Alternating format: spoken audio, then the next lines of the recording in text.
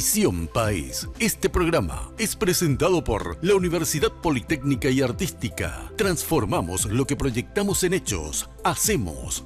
Con el auspicio de la Universidad Nacional de Pilar.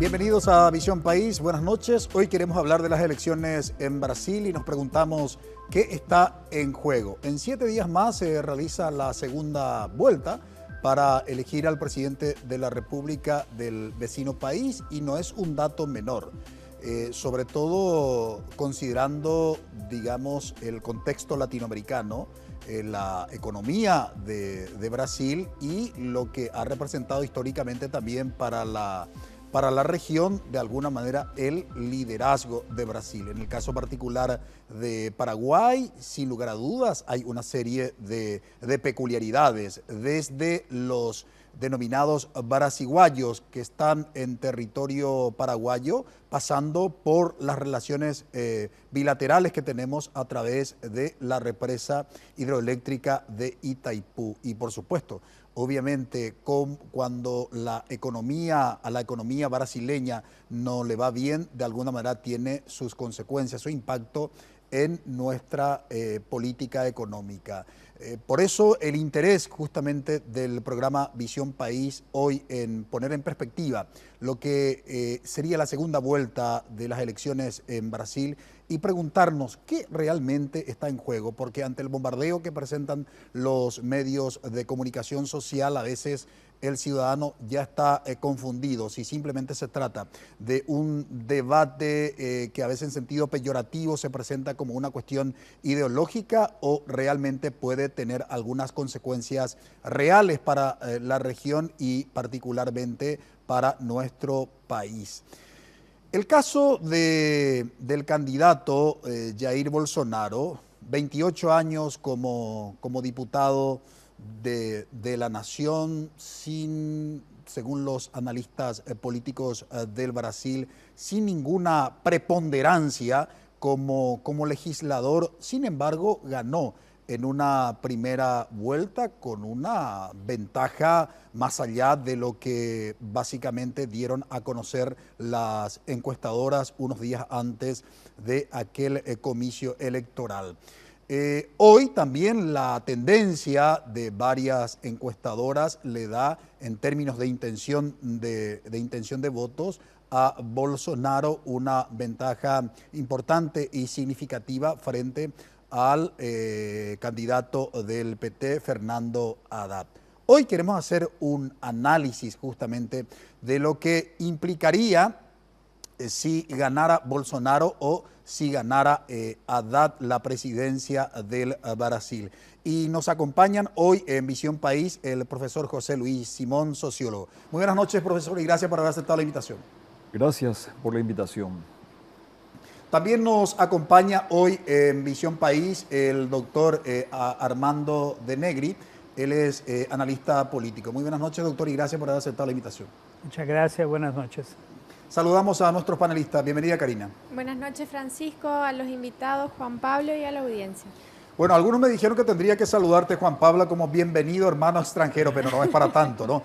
Buenas noches, Juan Pablo. Francisco, bienvenido. buenas noches. Un gusto estar de vuelta aquí. Sinceramente, Karina, nuestros invitados y la teleaudiencia después de este pequeño receso. Sí, tenemos que, para los que a lo mejor estuvieron también sin ver Visión País durante los 2 últimos programas, nuestro panelista Juan Pablo estuvo de viaje, por eso esa bromita de bienvenido, hermano extranjero.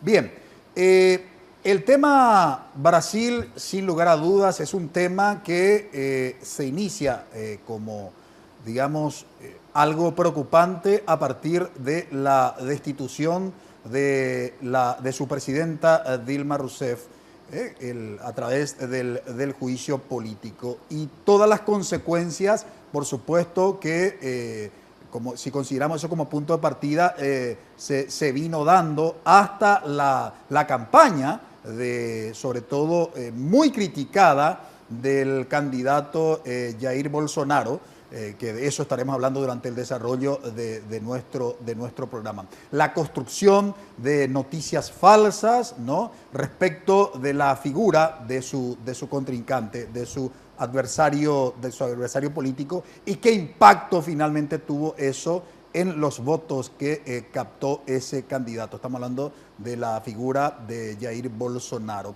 Y por supuesto, también este fenómeno del contenido del discurso de Bolsonaro, cómo penetró en la ciudadanía brasileña. Cuando todos creíamos que la democracia estaba siendo consolidada en toda América Latina y particularmente en la región, en los años, en la primera década, digamos, de este siglo XXI. Sin embargo, nos encontramos con estos resultados, con estos discursos políticos que muchos analistas consideran como un retroceso de ese proceso democrático en el que ha incursionado los países desde la caída de las dictaduras militares que ha caracterizado los sistemas políticos latinoamericanos. De eso estaremos hablando durante el desarrollo de nuestro programa. Le invitamos que nos acompañe en brevísima pausa.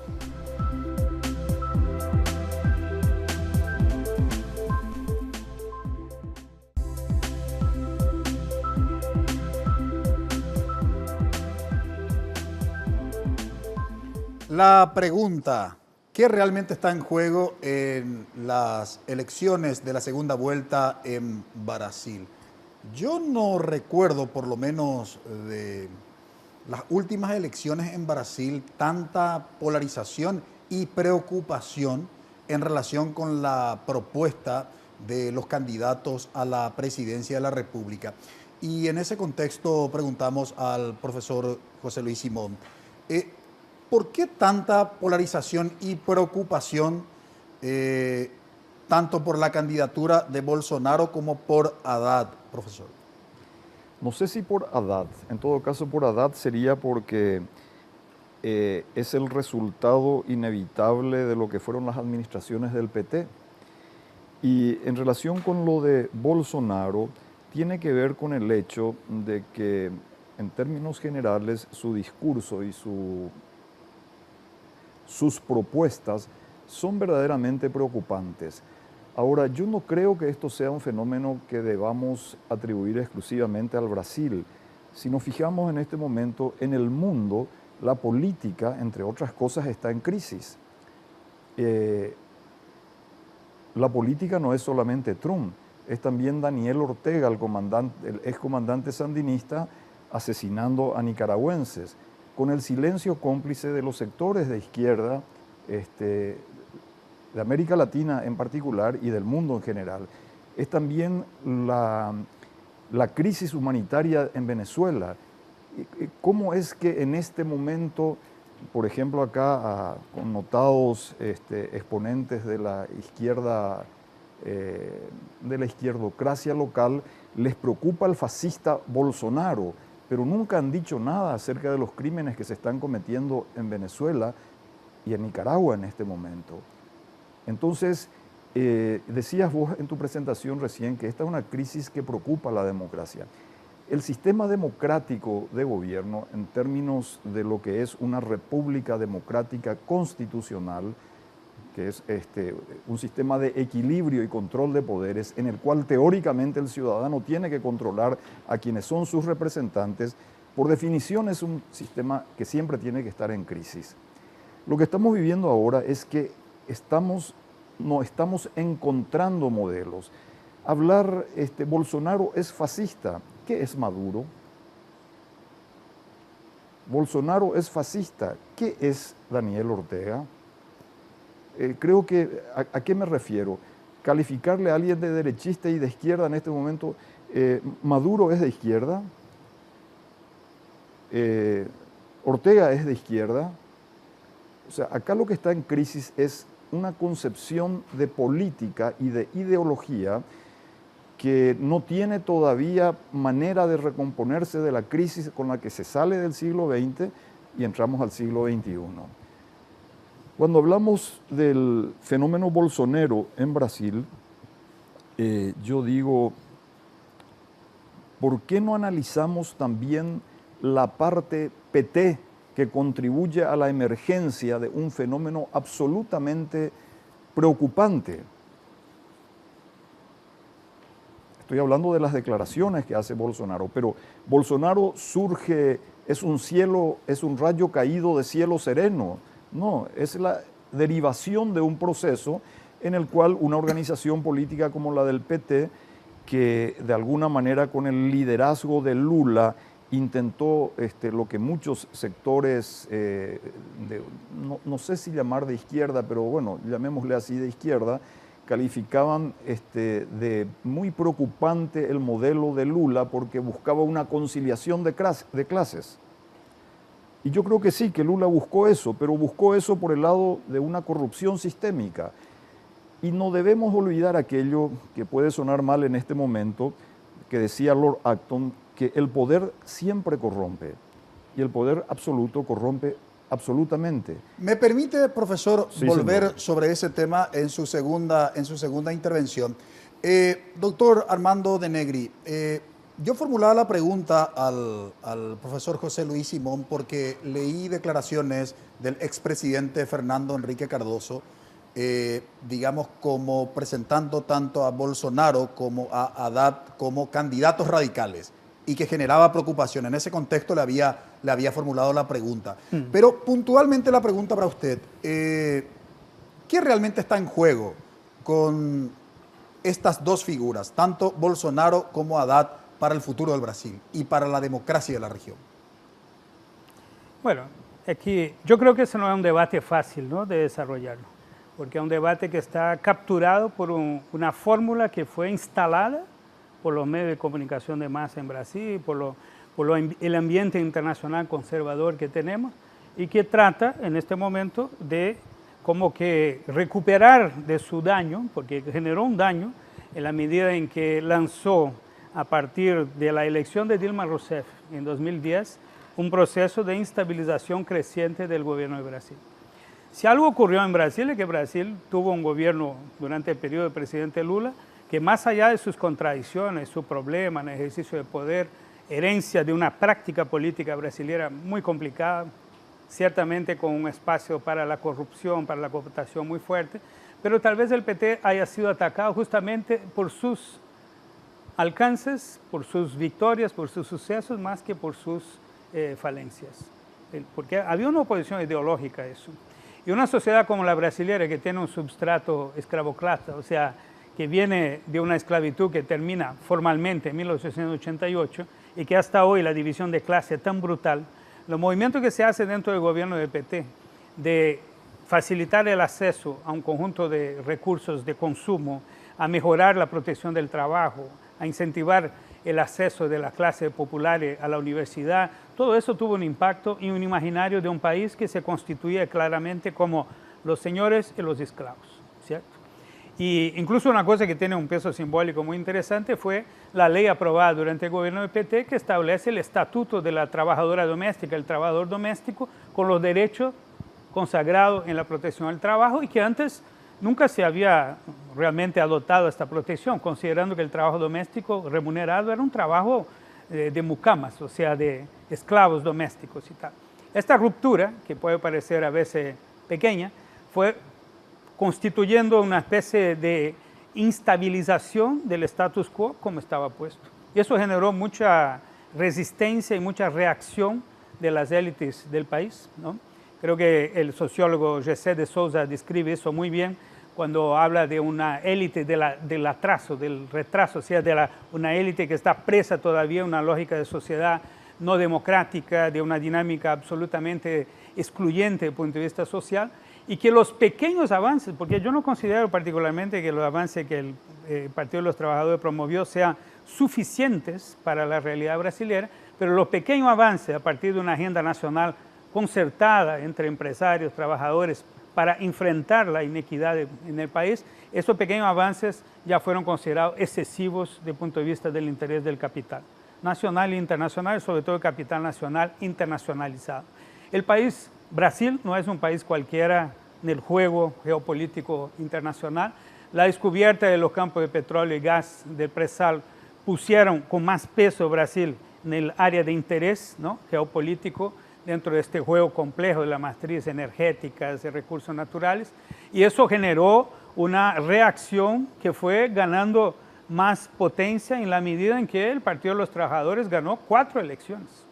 Y ganó 4 elecciones más allá de sus problemas, de sus fallas, de su conciliación, etc. Ganó 4 elecciones porque bien o mal empezó a representar aspiraciones de los sectores populares. Grande falla de este periodo: se hace una inclusión social basada en la inclusión del consumo y no se disputa la identidad política de los nuevos actores políticos. Quiero volver sobre eso, si me permiten, una segunda intervención suya, doctor. Profesor José Luis Simón, el contenido del discurso político pronunciado por Bolsonaro, podemos identificar varios, pero está la exaltación a la tortura, la denigración a la mujer, el racismo, la crítica a los derechos laborales conquistados, en fin, un programa económico donde de alguna manera todo lo que atiende a ciudadanos brasileños en situación de pobreza, dejarlo sin efecto. Sin embargo, ganó en la primera vuelta y está con posibilidades de ser el presidente de la República según los últimos sondeos de intención de votos. ¿Por qué sucede eso? Si, digamos, en el caso del PT, que ha generado de alguna manera algunos resultados, como se habla en términos de datos estadísticos, más de 20 millones de pobres pasaron de un nivel socioeconómico a otro, algunos derechos fundamentales que vinculados con la salud, con la educación, por primera vez muchos ciudadanos pudieron acceder a la escuela, a la universidad, ser atendidos como corresponde en los hospitales públicos. ¿Qué aconteció para que la figura de Bolsonaro pueda opacar todos esos resultados, profesor? Creo que Bolsonaro no es una invención de él, sino que es resultado de un proceso que desde el punto de vista ideológico del doctor Negri, él ha considerado que en realidad lo que hizo el PT fue realmente democratizar al Brasil, lo que hizo el PT fue crear una línea de políticas públicas, un modelo de desarrollo que implicaba verdaderamente una transformación, sino una transformación de las que antes se llamaban revolucionarias. En todo caso, hoy día se utiliza mucho el término progresismo, que es una claudicación de quienes antes se decían de izquierda ante el fracaso de las revoluciones. Vivimos, el PT emerge en la arena política del Brasil cuando la Unión Soviética está desapareciendo, cuando la China de Mao Zedong desapareció. ¿Qué es hoy China? Hoy China es el mayor modelo de capitalismo salvaje del mundo. Entonces, ¿cuáles son los puntos de referencia ideológicos que tienen los que se dicen de izquierda? No sé qué es hoy ser de izquierda. Vuelvo a decir, cuando alguien me dice soy de izquierda, ¿y qué pensás de Venezuela? Ah, no, a Venezuela no le podés tocar los derechos humanos porque ahí está el compañero Maduro, que entre paréntesis vino acá a pretender hacernos un golpe de Estado con el respaldo de la Cancillería de Lula, con el respaldo de Marco Aurelio García, doctor Negri. Bien, entonces yo quiero creer que lo que estamos viviendo en este momento, y esto forma parte también de lo que ocurre en Estados Unidos, donde la clase política norteamericana, la clase progresista, se alejó del pueblo, se alejó de sus mandantes, y aparece un personaje de la calaña de Trump y instala en Estados Unidos una republiqueta bananera, pero con misiles intercontinentales. Lo que estaba describiendo el doctor Negri es también lo que dicen los kirchneristas en Argentina. Magnífico, y toda esa estructura de corrupción que hoy se está desmontando, ¿cómo podía ser sustentable en el tiempo? Y quiero terminar diciendo una cosa, lo siguiente: el modelo que sigue Lula de cooptación en el Parlamento es el modelo estronista, ¿verdad? Como no tenían mayoría propia, recurren a la corrupción sistémica y organizada. ¿Para qué? Para lograr mayorías coyunturales. Temer, que es hoy el presidente que sale de la presidencia y va a terminar también en la cárcel, fue un aliado estratégico de ellos, como otros personajes creo que hay un vicepresidente o un presidente del Senado, no me acuerdo quién, en este momento ya es una confusión, que formaron parte de lo que eran las mayorías artificiales que se construían para producir transformaciones sociales que eran castillos de arena, porque mientras se lograba esa incorporación de sectores sociales antes excluidos al mercado, también aparecían lo que podríamos decir una burguesía progresista que realizaba su acumulación sobre la base de los contratos públicos. Odebrecht no existió en América Latina, no tuvo vínculos con el presidente Lula. En fin, lo que estamos viviendo hoy en Brasil en este momento es la crisis de un modelo político inconsecuentemente democrático que de alguna manera Lula intenta con ese liderazgo, ¿cómo podríamos decir? Ese liderazgo de su sencillez, de su carisma, de su buen sentido, de ser una persona que hizo una brillante carrera como líder sindical para venir a estrellarse en la realidad de la política. La política mundial está en crisis. La teoría política, la teoría sociológica, la teoría en relaciones internacionales hoy no permite explicar, y yo me permito disentir respetuosamente con el doctor Negri en los términos de su interpretación del fenómeno brasileño. Volveremos sobre ese tema. Doctor Armando, usted habló del tema de como una de las debilidades, digamos, del PT, la construcción de la identidad política. Y yo pondría, digamos, en la vereda de enfrente, ¿cuál fue el problema? Esa debilidad de no haber construido una identidad política, o el problema real del PT fue todo ese esquema de corrupción que se denunciaron en estos últimos años. Mira, yo lamento que el profesor Simón llegue a este grado de confusión a su edad, porque la verdad mezcla todo. Usted termina siendo un portavoz de una dinámica del sentido común internacional sobre este tema. Y yo me niego a simplificar un debate que es tan complejo. En primer lugar, aquí no se trata de decir quién son los puros, lo perfecto, lo imperfecto. No, acá vamos a decir exactamente lo que pasa. En Brasil hoy, usted me hacía la pregunta inicialmente, ¿qué está en disputa? Está en disputa el fascismo versus la democracia. Seamos claros sobre eso. Lo que hace el candidato Bolsonaro es una apología de la violencia, una apología de la ignorancia sobre los derechos humanos y sociales y un discurso de desnacionalización total del país. Eso es lo que dice él, eso es lo que dice su portavoz económico nombrado y eso es lo que dice parte de la Fuerza Armada que lo apoyan directamente. Bueno, eso es inaceptable. Cualquier ciudadano dignamente democrático tiene que ser contra eso, ¿cierto? Más allá de cualquier cosa. De otro lado, entonces, discursos ambiguos como de Fernando Henrique Cardoso, dice, no, es que estamos ahora, ¿qué vamos a hacer? Estamos entre dos extremos que no nos sirven. Eso es, en primer lugar, un cinismo total. El PSDB, el partido de Fernando Henrique, fue parte del golpe que se hizo en 2016 en Brasil, cuando se derrumba una presidenta democráticamente electa, sin ninguna materialidad, porque ahí no hubo materialidad de crimen que justificara eso, la derrumban del gobierno, interesantemente la perdonan de cualquier cargo político, o sea, no suprimen su derecho político y si fuera culpable debería tener su derecho político cancelados, no tuvo al punto que ahora disputó elección, o sea, hay un proceso que se arma de construir una narrativa, todo lo que viene de la izquierda entonces pasa a ser malo, ¿cierto? Y hay que decir una cosa muy interesante, el gobierno del PT desde 2002 fue un gobierno socialdemócrata, no más que eso, fue un gobierno socialdemócrata que arrastró una tradición de política muy complicada, que tiene que ver con ¿qué?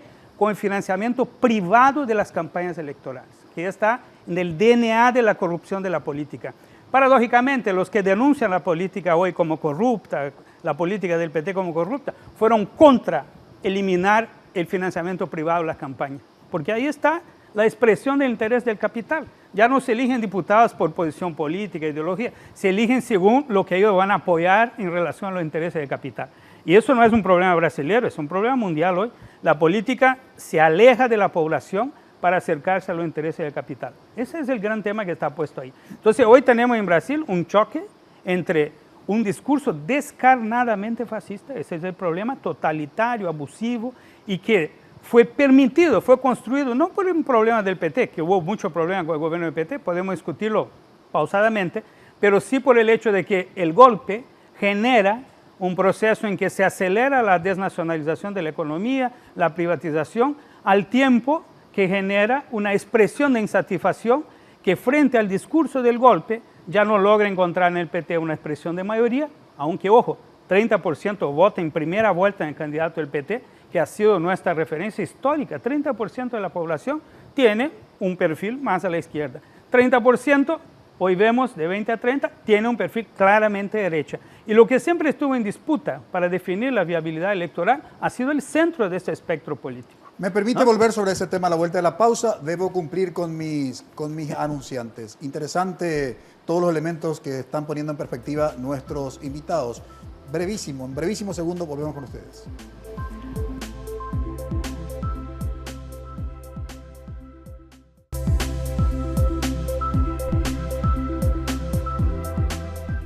Está en juego la democracia, no solamente en Brasil, sino en la región.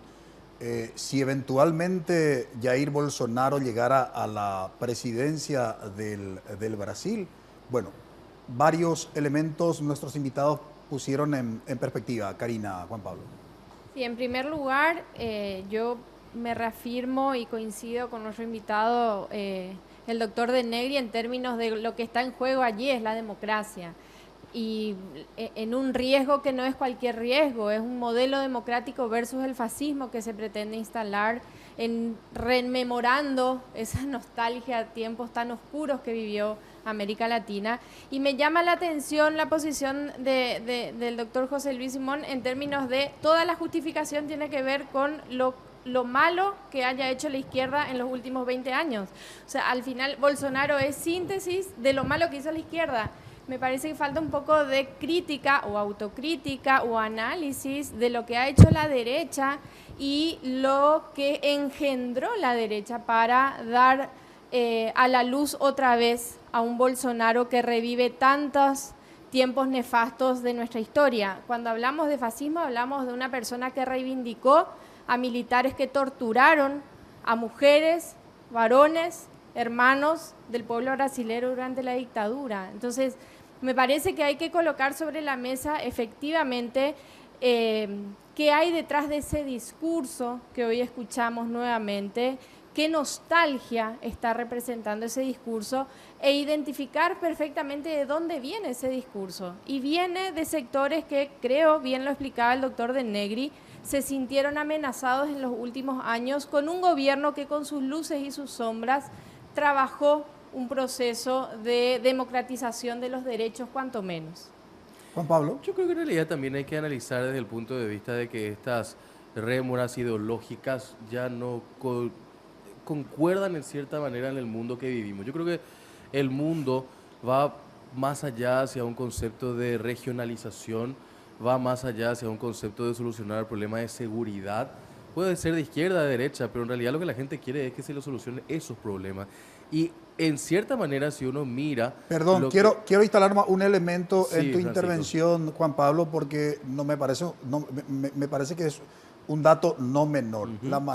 La cuestión está en la manera en que soluciona problemas de inseguridad, de pobreza y otros aspectos, ¿no? Totalmente, y bueno, esa es una forma en la cual la gente en cierta manera encuentra simpatía, ¿no?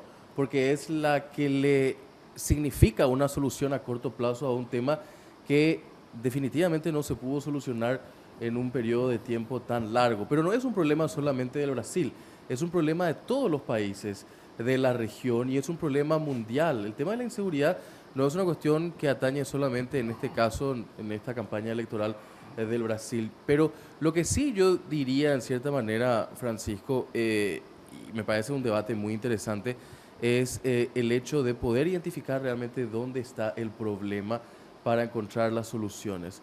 El debate en torno a quién tuvo la culpa primero o qué vino primero, el huevo o la gallina, no nos va a llevar a ningún lado, ni siquiera esto en un debate en Brasil, mucho menos a nivel regional. Esto tiene que ser un tema debatido posteriormente de quién gane, de cómo solucionar los verdaderos problemas de fondo para que no pase esto. Porque la gente, ante la necesidad de encontrar una solución, va a ir a lo primero que encuentre. Y esto primero que encuentre significa esta vuelta a la mano dura en el Brasil en la persona de Bolsonaro, ¿no? Ahora, como hubo alusión tanto del doctor De Negri en relación con lo que había señalado el profesor José Luis Simón y también la panelista Karina, quiero agregar un elemento más para su intervención ahora, profesor José Luis.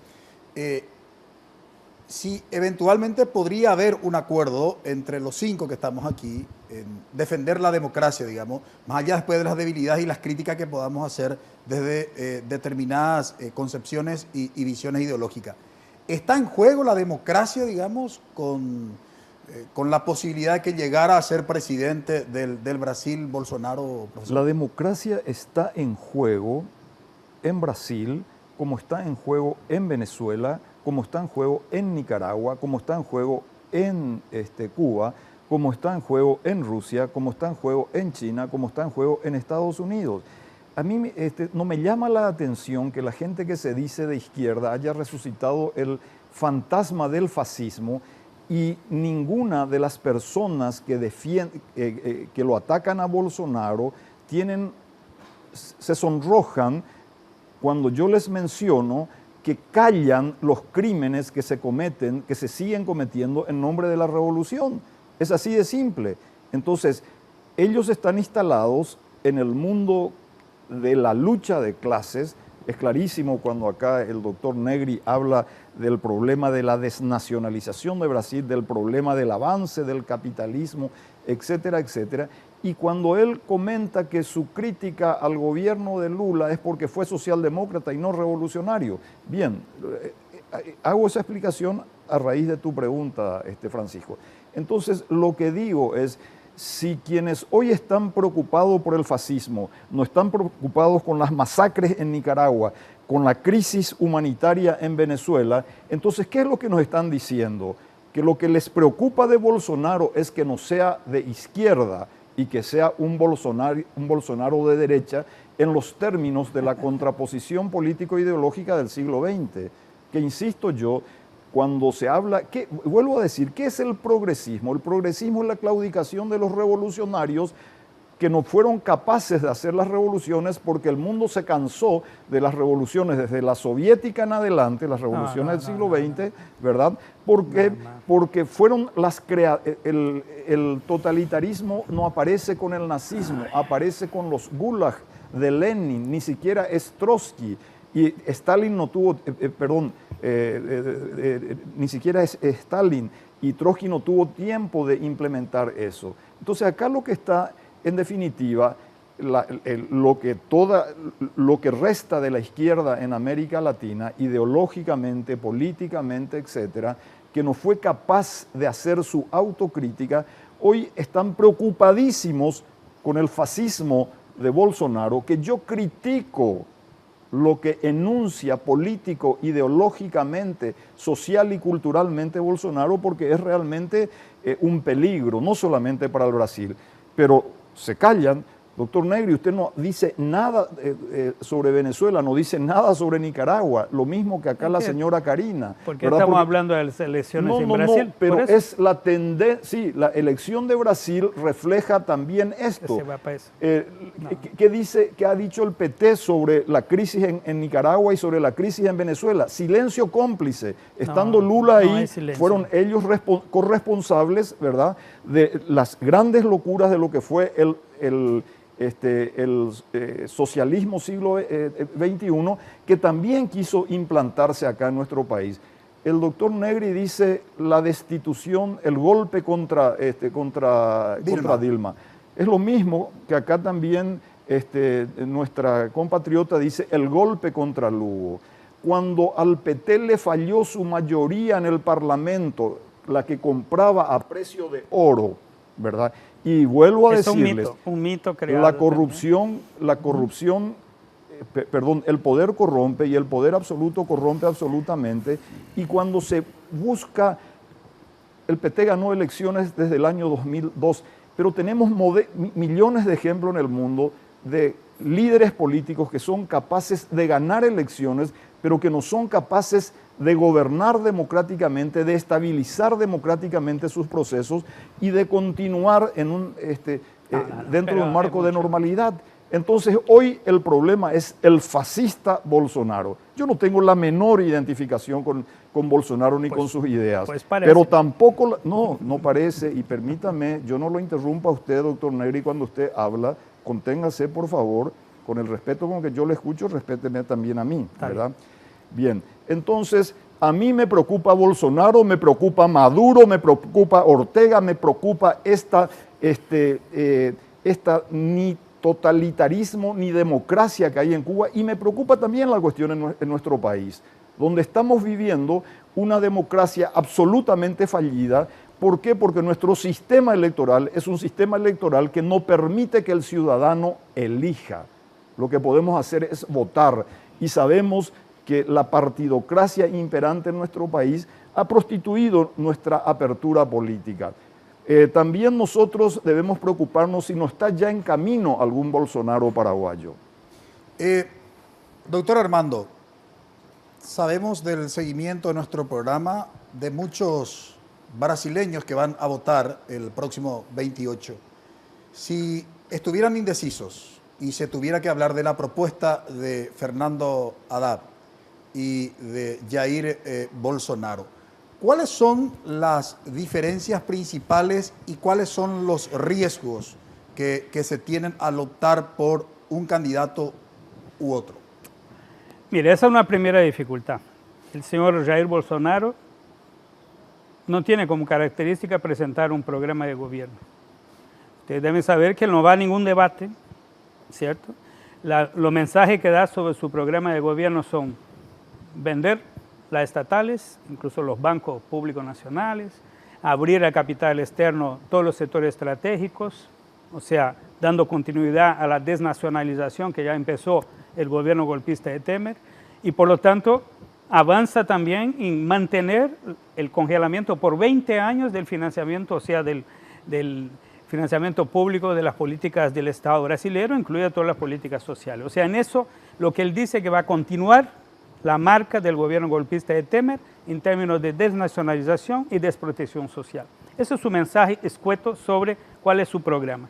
Y además, claro, añade de que él va a resolver, va a resolver el problema de la inseguridad pública armando a los ciudadanos y haciendo con que los policías puedan matar sin ser imputados por eso. Eso es lo que dice él. Lo dice, ese es el problema. Hace poco viendo unos alemanes que decían, Hitler decía eso, y la gente lo tomaba a la ligera, como diciendo, no, ¿qué va? Eso nunca va a pasar. Y los fascistas, los nazistas hicieron lo que han dicho. Bolsonaro está diciendo cosas gravísimas. Si tuviéramos un mínimo de cultura democrática, nadie podría sensibilizarse con este tipo de discurso. Pero se han trabajado el sentido común de la gente al punto de crear, primero, un ambiente que acepta este tipo de discurso, porque realmente es preocupante que tengamos en la primera vuelta 50 millones de votos que apoyen este tipo de discurso. Eso es grave, lo que está en juego ahí es realmente una falencia de la creencia, de la confidencia en la democracia. Por lo tanto, este conflicto que se establece hoy, y ahí con todo respeto, o sea, más allá de cualquier error que se pueda imputar al gobierno de PT, una cosa es cierta, el gobierno de PT siempre fue un gobierno democrático, respetó la institucionalidad democrática del país, respetó las decisiones de la justicia, incluso cuando afectó a sus intereses directos, ¿no? Y el mismo presidente Lula hoy en la cárcel dice, yo no quiero ser indultado por un gobierno eventualmente de Haddad, yo quiero que la justicia revise los procesos que me condenaron, porque ahí hay un conjunto de irregularidades, porque eso fue una encomienda. O sea, primero definieron quién era el culpable, Lula, y enseguida buscaron una razón de su culpa. Eso está claro. Hay un conjunto de jueces internacionalmente que dicen que hay una irregularidad, hubo una manifestación de derechos humanos de las Naciones Unidas sobre eso. O sea, se crea un ambiente que se construye una polaridad que dice, cada vez que se habla del PT, dice, pero Venezuela. Hombre, pero ¿vamos a comparar Brasil y Venezuela?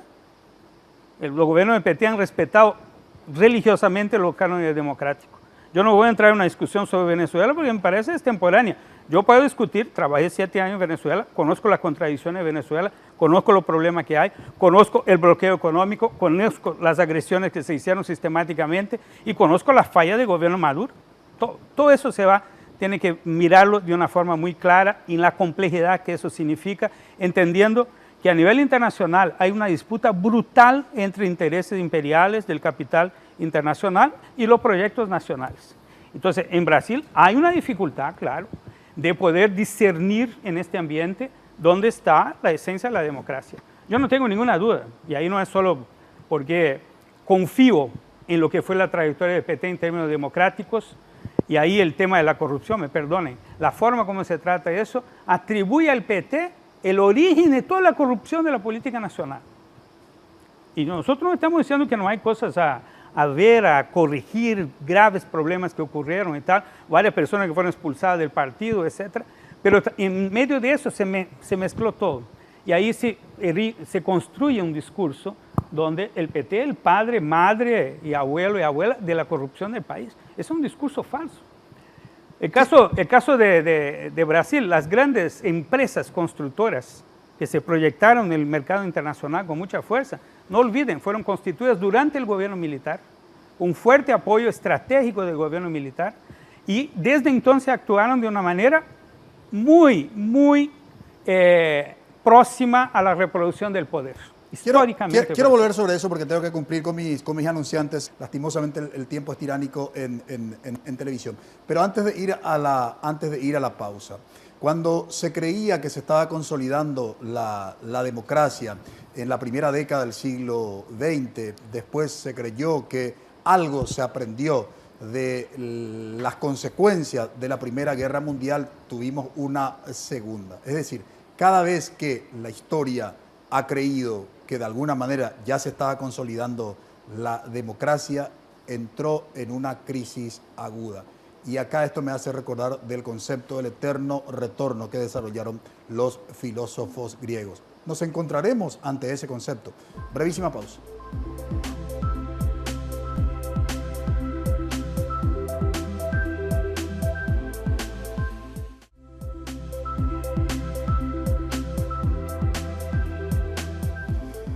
Generalmente cuando presentamos aquí en Visión País los resultados del Latino Barómetro nos encontramos con sorpresas, porque en vez de consolidarse el sistema democrático, cada vez parece que suma adeptos de descontentos.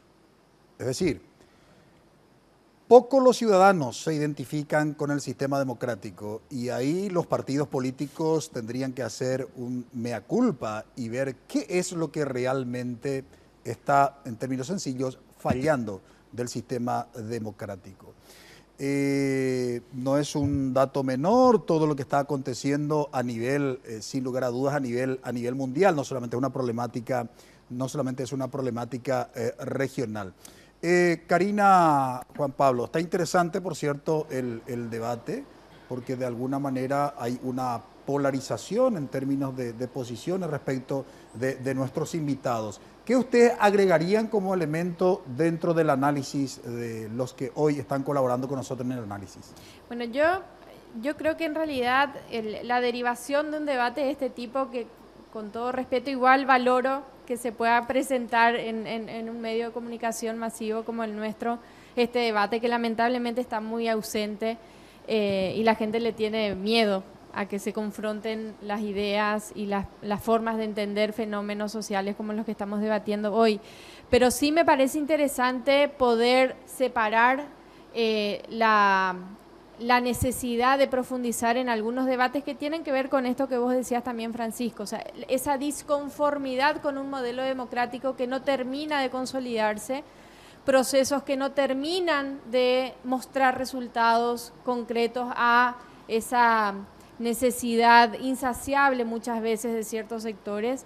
Y me parece sí que nosotros tendremos que discutir el modelo democrático como tal, y por qué no está dando respuestas y por qué la gente empieza a buscar casi de manera desesperada otras alternativas y se instalan figuras que con estas imágenes o discursos de mano dura, de prepotencia del caudillo que va a solucionar ciertas situaciones, terminan posicionándose de la manera que se posicionan. Pero ahí entran otros factores también, Francisco, que me parece que sería sumamente interesante poder analizar: el rol de los medios de comunicación, los grupos económicos de poder, de dónde vienen, cuáles son las piezas que están moviendo en esta jugada, porque si no me parece que nos limitamos a pretender hacer un análisis particular de lo que decía el profesor José Luis Simón de la izquierda o la derecha, cuando en realidad yo no sé si estamos hablando de eso o estamos hablando de figuras que están emergiendo,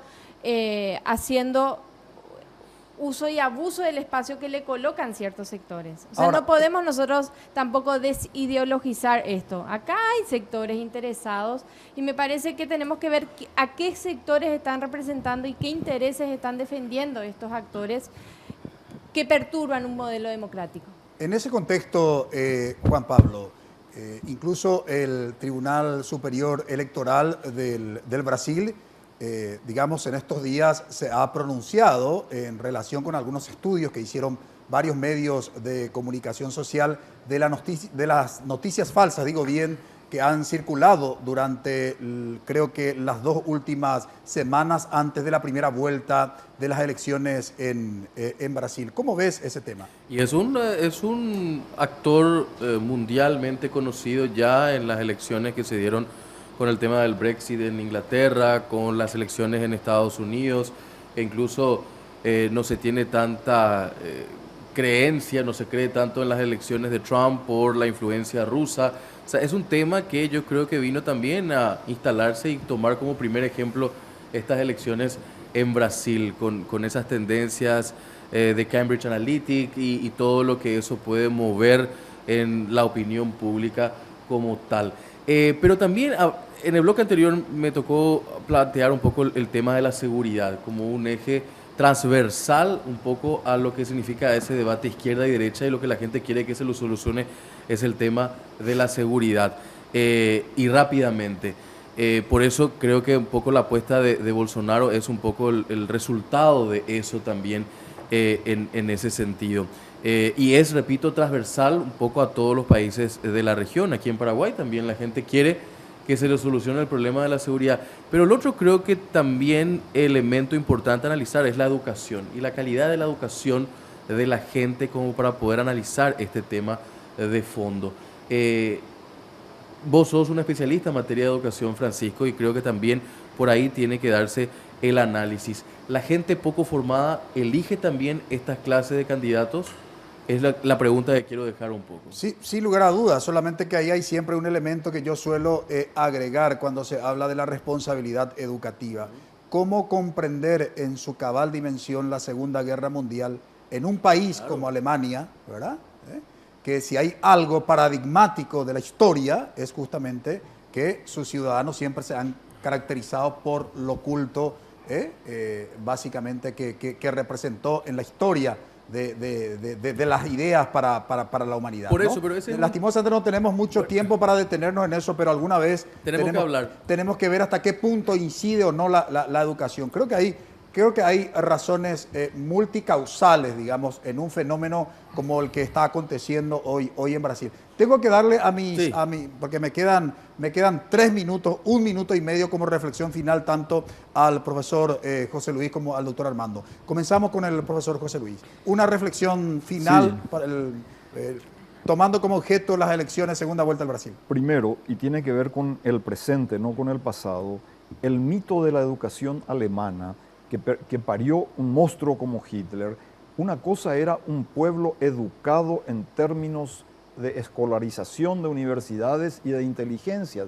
Pero ¿qué sabemos del civismo? ¿El prusianismo había desaparecido de las universidades? Bien, volvamos entonces ahora a lo nuestro. Tengamos cuidado con eso. Tener muchos PhD no nos convierte a una sociedad en una sociedad de sabios. Puede ser una sociedad de PhD. La sabiduría es otra cosa. La educación no es simplemente una titulación. es un valor supremo. Y dentro de ese valor supremo yo creo que la democracia debe fortalecerse a través de la educación y evidentemente tenemos un grave rezago en términos de que el soberano, el pueblo, que es demagógicamente establecido en nuestras constituciones, que no lo es, no puede serlo porque no tiene esa capacidad de discernimiento. Por eso, en este momento, cuando realmente las papas queman, aparecen estas ofertas electoralistas como la de Bolsonaro que arrasan, ¿verdad?, coyunturalmente. Yo no estoy haciendo la apología de Bolsonaro, no creo que sea la solución para el Brasil. Tampoco creo que Haddad sea la solución para el Brasil, como tampoco creo que el PT haya sido la solución. Quiero terminar diciendo, Sí. Comencé mi exposición diciendo la crisis es consustancial a la democracia. Estamos viviendo un momento de crisis de la democracia en todo el mundo como modelo de organización de la estructura de poder, de los procedimientos electorales, de las representaciones, etcétera. Eso que lo refleja el Latin Barómetro, ¿verdad?, permanentemente, hace mucho tiempo lo viene haciendo y no hemos hecho nada al respecto. Se me fue el tiempo y tengo que darle los 1 minuto y medio al doctor Armando. Respeto. Una reflexión final, doctor.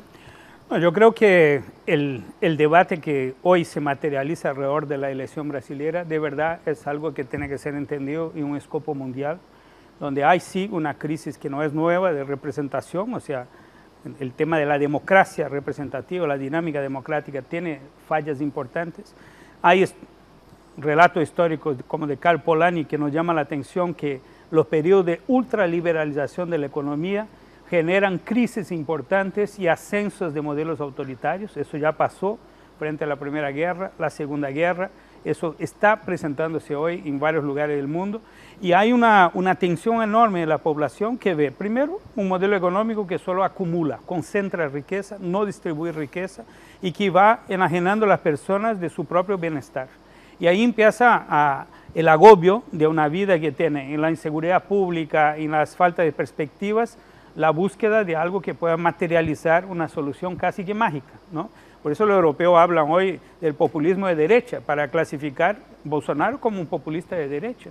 Y dentro de este proceso, la idea del populismo como una forma de gobierno que trata de sintonizarse con la necesidad de las personas, ¿cierto? Hay una diferencia entre el populismo de derecha e izquierda, sí, el autoritarismo, la ausencia de democracia en términos de garantías individuales y colectivas, la suspensión del Estado de Derecho en aras de soluciones radicales para las profundas necesidades sociales. O sea, hay una tensión que va generando una canalización de frustraciones y que termina en estas ideas mesiánicas, ¿cierto? El riesgo de eso es realmente un retroceso en la forma de la vida social a relaciones de fuerza, ¿no?, que es un poco lo que está fuertemente ahí procesado a partir de la presencia y la lógica de Bolsonaro. Y me permite decir, toda esta ola de falsas noticias, ¿no?, de invención de la realidad, de posverdad que está la campaña de Bolsonaro utilizando con mucho recurso económico para eso, además inyectado de forma ilegal, que es una forma de corrupción entre empresas y el mecanismo político, es algo que nos preocupa, porque eso sí es una expresión última de una manera de burlar completamente la democracia en cuanto régimen de verdad, régimen que pone sobre la mesa las posibilidades. Quiero cerrar su reflexión con eso. Agradecemos al profesor José Luis Simón por colaborar con nosotros en el análisis, también al doctor Armando de Negri, a los panelistas Karina, Juan Pablo. Brevísima pausa.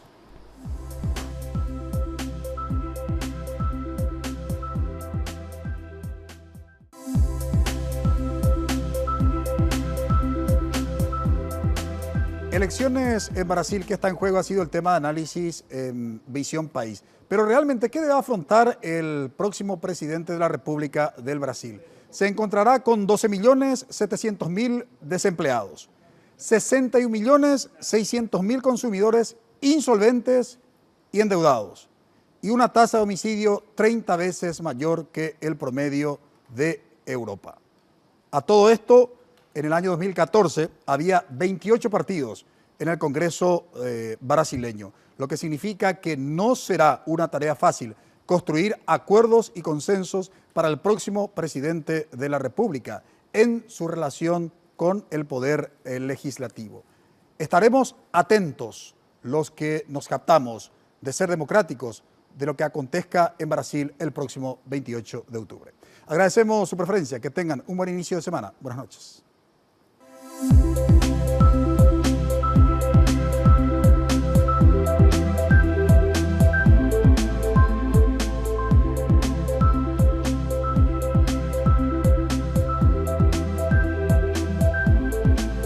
Visión País. Este programa es presentado por la Universidad Politécnica y Artística. Transformamos lo que proyectamos en hechos. Hacemos. Con el auspicio de la Universidad Nacional de Pilar.